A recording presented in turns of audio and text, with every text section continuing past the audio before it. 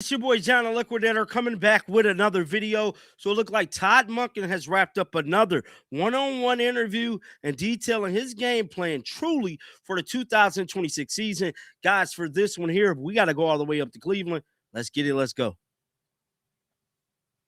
Now, there has been a lot of information coming out since Todd Monken had his opening press conference yesterday. He laid out a few key things that he will be doing for the 2026 season. He even detailed his reasoning in actually accepting the job. And a big part of that was not the offense needing work. It was how solid the defense was.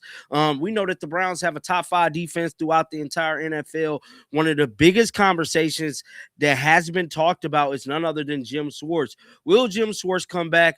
Word on the street from many podcasters and many people that is familiar with the situation is already saying that they feel like Jim Schwartz is up out of there. If that is the case, I'm pretty sure any defensive guru will chomp at the bit to go to Cleveland with an already put together defense like the one that they have. Superstar D lineman, Myles Garrett, you got Denzel Ward, you got a host of young talent along the defensive line front that has set up your future for years to come. Now, with that being said, Todd Monken had a big question, and that was, like I stated, about Jim Schwartz. A lot of people feel like Jim Schwartz is up out of there, man. They feel like he's gone. Ain't no fixing it. He came into the office, said, screw everybody. That's what he said, and it looked like he's sticking true to that, bruh, because he could be getting the hell out of Dodge, dog. Now, we know yesterday was the Pro Bowl. Shedeur Sanders received a lot of hate from people online, and it looked like his family definitely caught wind of it because Deion Sanders Jr. took to social media, man, and he actually had some things to say on his social media account. I believe Coach Prime said something too. I was almost going to make this a separate video, but I'm like, no, man, I'll just do it all in one video. Ain't no sense in just breaking up content like that. So this is Deion Sanders Jr. X account. So Deion Sanders Jr., I believe this started yesterday. He stated, it's a beautiful thing seeing how much pleasure they get from hating on my bloodline. That was one of the first tweets he put out. Then somebody replied, said, thank you, Lord and Rider Nation. It's pleasure to be here another year.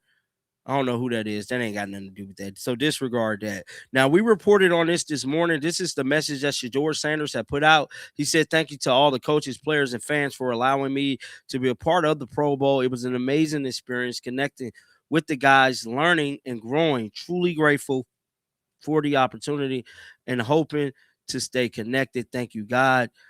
Deion Sanders Jr. Tweeted this out. He said, when evil people come to devour me, when my enemies and foes attack me, they will stumble and fall through. A mighty army surrounds me. My heart will not be afraid. Even if I am attacked, I will remain confident. Psalms 27:2-3. That is what Deion Sanders Jr. put on his X account about an hour ago. And to me, I just think this is a very, very unfortunate situation for the Sanders family. Just seeing things like this go down is very unfortunate, man. Instead of people uplifting Shedeur, you see a lot of people kind of turn him down, same way they turned down Coach Prime with this whole situation with him charging the fines for the players, which I didn't talk about that. But let's head on over to YouTube. Check out this Todd Monken thing real quick. So this was on ABC 5 yesterday. Welcome in the new Browns head coach there, holding his first news conference today. Thank you for being here with us. I'm Katie Houston. And I'm Damon Maloney. Head coach Todd Monken got emotional today while talking about the road he took to get to this new position. And then the last thing, I told myself I wasn't going to cry, for God's sakes. I want to thank my mom and dad, no longer with us, my brothers, Tony and Ted. News 5 sports reporter Cameron Justice sat down with Monken right after that presser. We're here with Browns' new head coach, Todd Monken. Welcome back to Cleveland. This is going to be a busy time for you, obviously, but it looks like as soon as you got off the plane, you got right to work here in Berea. So what do these next few days, weeks, and months look like for you as you take the reins over for the Cleveland Browns? Starting off, we've got to, finish, hiring an elite staff and then connecting with the players. I mean, that's really what it comes down to, is connecting with those guys. But again, putting together an elite staff. I asked you in your introductory press conference about your philosophy on player development, and one of the things that you have said before is just finding that elite trait in a player. We talk so much about what this year looks like for Shedeur Sanders. So when you see what he's done from his first year in the NFL into this next season, what stands out to you as elite about him that you hope to maybe pull out in his development? I think you can see the playmaking ability. You can see him as a playmaker. He has a unique way of moving around the pocket and finding receivers down the field. I love that about him. Hard to really drill down into some of the other things you need to work on until we really get him back here. For you, you've got a lot of coaching experience, but this is your first NFL head coaching opportunity. Why did it feel like this was the time now? And what are you looking forward to with this opportunity now? I think God puts you in the right place at the right time. I really believe that. I've had other opportunities, just didn't come to fruition. Loved my time here. I think the Haslams and the fan base are just craving a consistent winner. And I've been a little bit in that, I've been in that situation before at Southern Miss, and I can't wait to get started. You said craving that consistent winner. It's obviously a little early to create expectations for this team, but you obviously had to have pitched something, your vision for what the Cleveland Browns could be in 2026. So what is that vision? What do you anticipate the Cleveland Browns will look like under you in your first year and then moving forward? Well, I think first off, when you talk about what you want the tape to look like, I mean, it starts with effort, physicality, and execution that pops off the tape. I mean, that's what you want the team to look like. And if you get that effort, physicality, and execution that pops off the tape, everything else takes care of itself. All right, last one for you. You're back in Cleveland. You were here in 2019. What excites you the most about being here? What are you looking forward to? What's first on your list of getting back into this community and back into a fan base that loves football so much? Building a consistent winner. That's all it is. This is all about winning. Just football nonstop, huh? That's it. I think people are going to like to hear that. All right, thank So that was Todd Monken. I believe this was filmed around some period yesterday. And as y'all can see there, he laid out the groundwork, a plan of action for Shedeur Sanders and the Cleveland Browns 2025 season. Now, just like I stated, there has been a notion that Shedeur possibly will not be the quarterback that will be up under center to start the season off. I believe those are all false claims, and it's definitely going to be Shedeur. I don't know why they're pushing that narrative. I was one of the first people to tell y'all I feel like that narrative was definitely going to be created for whatever reason, you know, that it was going to be a battle. It was going to be this thing, that thing in regards to Shedeur Sanders. But it is what it is, man. Now, somebody else that spoke about this was the Arena Show.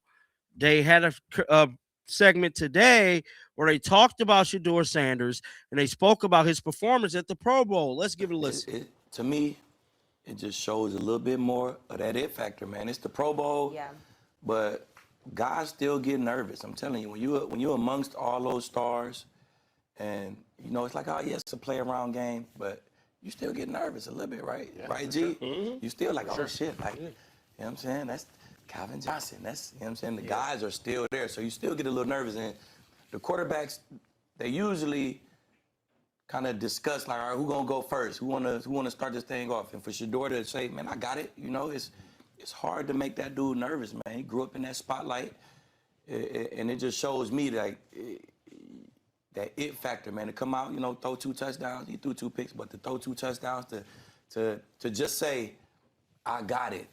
I'll go first. You know what I'm saying? It speaks volumes to me, man. It's a tough thing to do, and hey. It reflects that it factor to me. For sure, I think great learning experience for a rookie to come in. You know, he got on the field, he had some success, kind of up and down for him.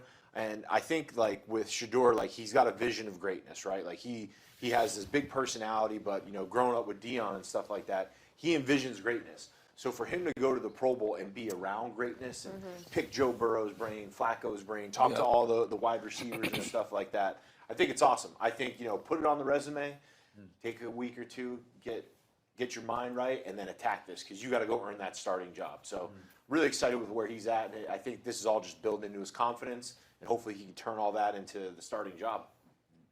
I'm just glad he embraced the opportunity. One thing I used to do is when I went is I enjoyed being around the greats, you know, and I always got talked about or ridiculed a little bit because I would kind of fan out. Because I'm like, hey, like, man, you a Pro Bowler too? I'm like, yeah, but you.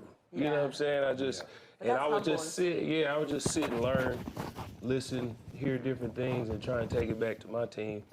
As far as a starter, I didn't put much stock into it. We used to literally play rock, paper, scissors. Right. You kind of pick. You kind of pick who want to go. You want to go first, bro? We all are here.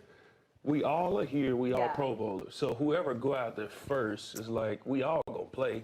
So I look at Joe Flacco, he old. Joe Burrow been there multiple times. So it's like, I don't know what went into it. They might have like, let the kid go, whatever. But we literally used to, all right, you going. And that's just how it went. But the game, it's a flag football game. He had fun with it. I'm not going to put too much stock in he threw this touchdowns and he threw these picks. It's a flag football game. They were having fun. This is not a game plan where I got to read and diagnose and all that. You know, I was focused more on what he said in the tweet. He embraced opportunity. He looks forward to building these relationships and learning from these people, you know, because it is a brotherhood. It don't matter how much we go at it in the NFL. The NFL players, we will protect each other versus the outside world. So when he's saying we build these relationships, I believe that's what he's talking about. So I was more focused on the fact that he embraced opportunity and what he got from that more so than just the game. Yeah. So, Richie, I don't know what it looked like live to you. I don't know where you were or what your vantage point was, but I tried to watch it on television, and I had a hard time staying with it on television, right? Me too. Because they weren't taking it very seriously, so it's hard for me to take it remotely seriously. But I did tune in for the start because I wanted to see if Shedeur started. And he did. And maybe it's rock, paper, scissors. Maybe it's Joe Burrow saying, hey, kid, just have at it, you know. But it just felt like Shedeur was the biggest draw at the Pro Bowl. That's what it felt like. And you talk about it. You talk about lightning rod. I wanted to watch Shedeur throw to all these stars. And it's just a skill competition, which is cool, because I did enjoy watching CD and George Pickens and Jamar Chase, and I did too. And I enjoyed watching Joe Burrow because he took it maybe a little more seriously than the other guys did, because he likes to compete. And he ran for one touchdown, and he celebrated because he was into it, because he's making people miss, and they ran trick plays, and so he took it the most seriously. But the irony of the game was that the guy who started for the AFC is not even guaranteed to start for his own team next year. I mean, is that not history in the Pro Bowl? Right. What? Think about what he just said.